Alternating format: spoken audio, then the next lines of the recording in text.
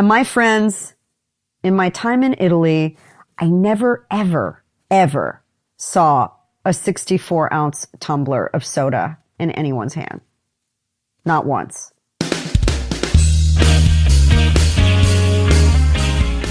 Hi, I'm Mareya, otherwise known as the Fit Foodie. I'm a chef, holistic nutritionist, author, inventor, and mom. And I want to welcome you to my podcast. It's called Recipes for Your Best Life. And with every episode, I'm peeling back the onion on fitness, nutrition, health, wellness, and family. The truth is, you're the chef of your life. And for every important pillar, there's a great recipe worth sharing. So every week, we'll explore them together. Think of it as food for thought that you can really sink your teeth into.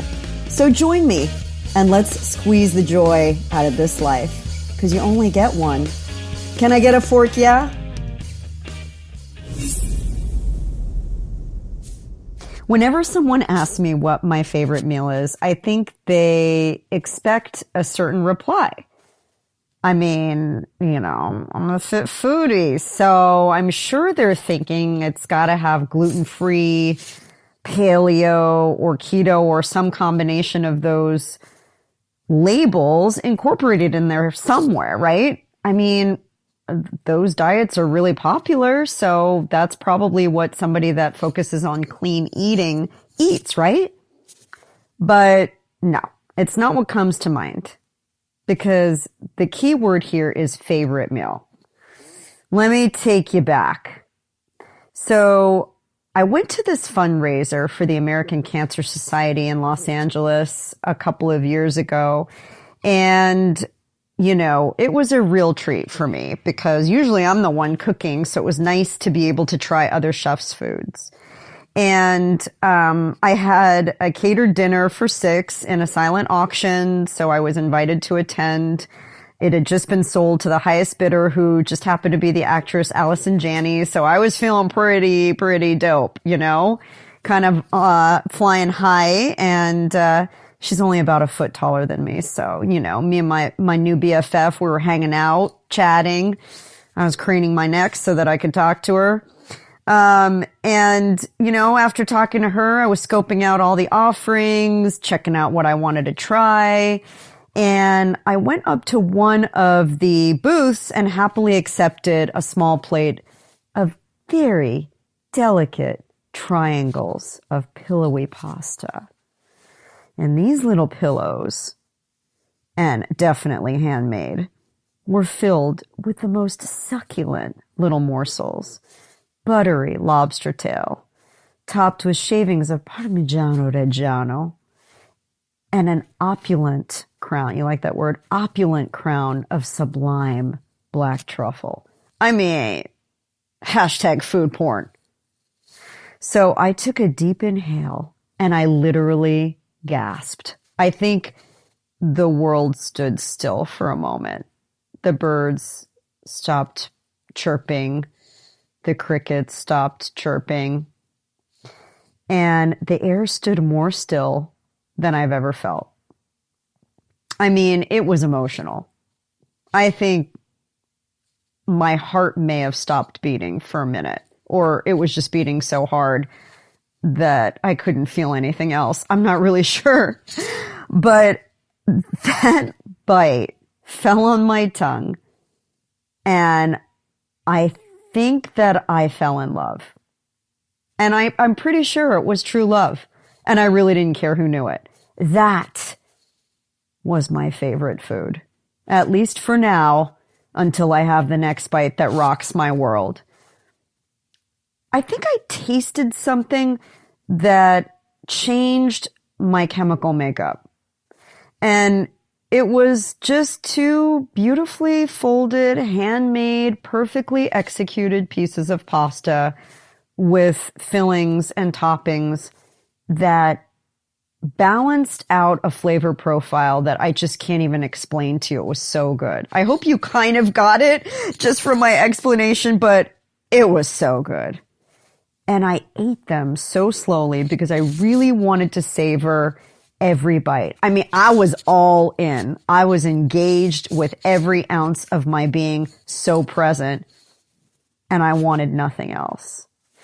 And here's the crazy part. I think because it was so good and I was so in the moment and so focused, I had 2 ravioli and I was completely satisfied.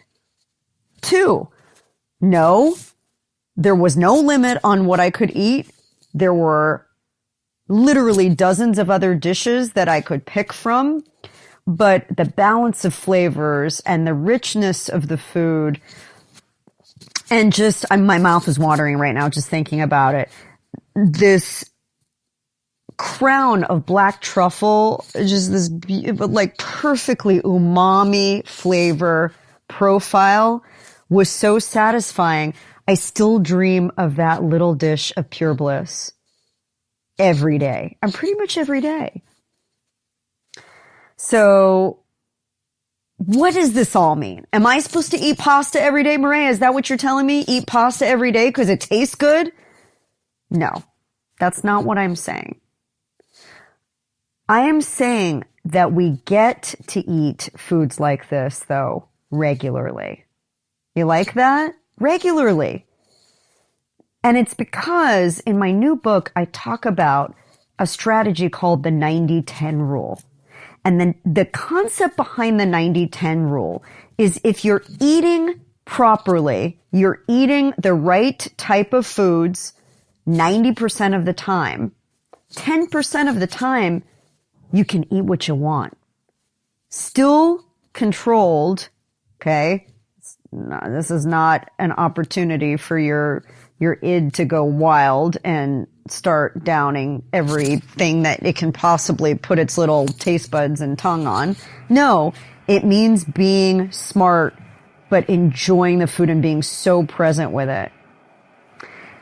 You know, when I was growing up, food was sort of our reward. You know, food was what we associated with family get-togethers. It was love. And it really does have the power to take our emotions to places that we've never experienced before. It can help us recall memories. It reminds us of people. It can transform our mood. It's an international language that doesn't really require words. I mean, no translation required when you got a plate of love like that, right? It's just groaning and moaning and no, I'm just joking. Kind of, not really. But it really doesn't require any conversation. It's something that we can all understand. And it's the only art form that allows us to taste, see, touch, smell, and hear. I mean, really, it's the only art form that engages all of the 5 senses. And it's a celebration. It's what I call a celebration of sustenance. So let's go back to all of those monikers. You know, I feel like sometimes it's almost like you have to identify how you eat. It's like, hi, my name is Mareya. Hi, I was born in the United States. Hi, I'm paleo. Hi, I'm vegan. Hi, I'm an omnivore. I mean, it's like how we identify ourselves right now, and it doesn't have to be. We don't have to drain the living fork out of food. So much of the time, diets tell us what we should eliminate. And in the process, entire food group categories get plucked out of our vocabulary. And really a lot of potential pleasure. I mean, we've shunned gluten, we've dumped on dairy, we bagged on beans, we've outcast the whole carb family, you know, family not welcome anymore, cast out to oblivion. And I'm wondering if it could be a case of throwing out the baby with the bathwater, because it could just be about our habits. And that's what I talk about in my new book, and it's called Eat Like You Give a Fork. The truth is you can eat carbs, and you can eat gluten in small amounts. You can eat dairy in small amounts. You can eat beans. You can eat anything. It's about balance, though. And it's about good habits. When I was in college, I had the really, really good fortune of spending a lot of time in Italy. I studied there. I had a best friend who was Italian, so I got to really experience food from the Italian perspective. And it became so staunchly clear to me that all of the food groups we so readily rule out are healthy. They're alive and well in other diets, Italian diets to name just one. But here's some of the intel that I gleaned in my time there. The dairy for the fresh mozzarella, the Parmigiano Reggiano, and all of those other specialty cheeses are from animals that are fed the proper nutrition and raised without added hormones.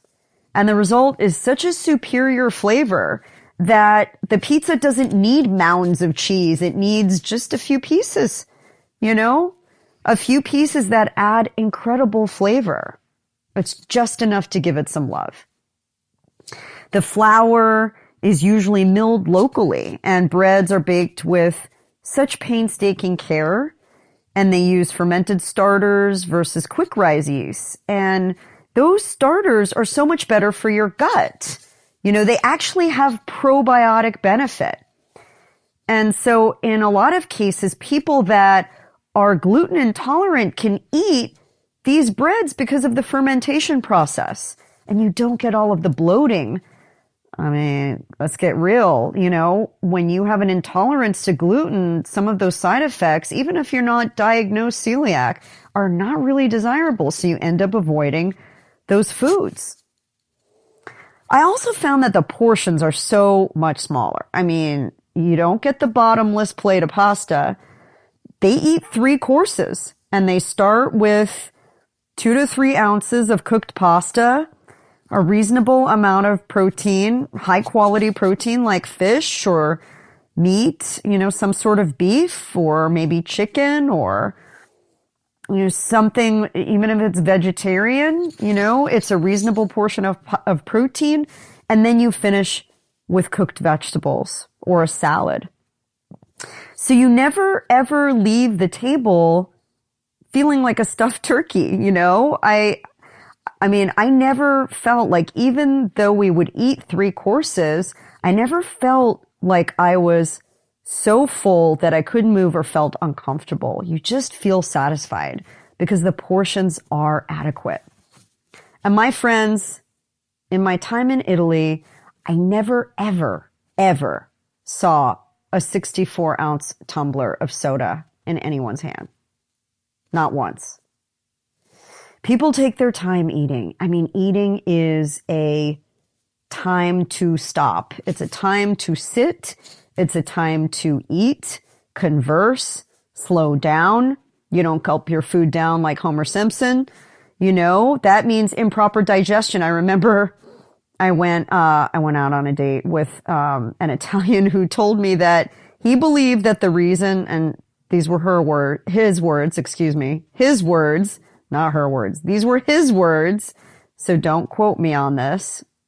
But he said the reason that Americans are fat is that they don't eat slow enough. Okay? I know. I was a little shocked when I heard that, but there is something to be said when you gulp your food down and you don't digest properly. Plus, the potential choking hazards, you know what I'm saying? Like, the duress is real. It can slow you down. And there are studies that show you eat far less when you're in the company of others. When you're eating with other people, you have a lot less tendency to just overindulge. And while venti is the Italian word for 20-ounce coffee drinks with over 100 grams of sugar do not exist in Italy. So just taking a little nod from one of the healthier regions of the world and where there is a blue zone, food feeds our body, our mind, and our soul. And there's a lot of dignity in that. There's a lot of joy in that. And it should be appreciated. And when it comes to what God's green earth can produce, I don't think there necessarily has to be anything off limits. No one can deny that ingredients should be clean. And we understand the merits of being plant forward and sustainably raised and prepared healthfully. And it shouldn't come with a laundry list of unpronounceable ingredients manufactured in a lab. It should be enjoyed. with fervor and joy. Joy is in that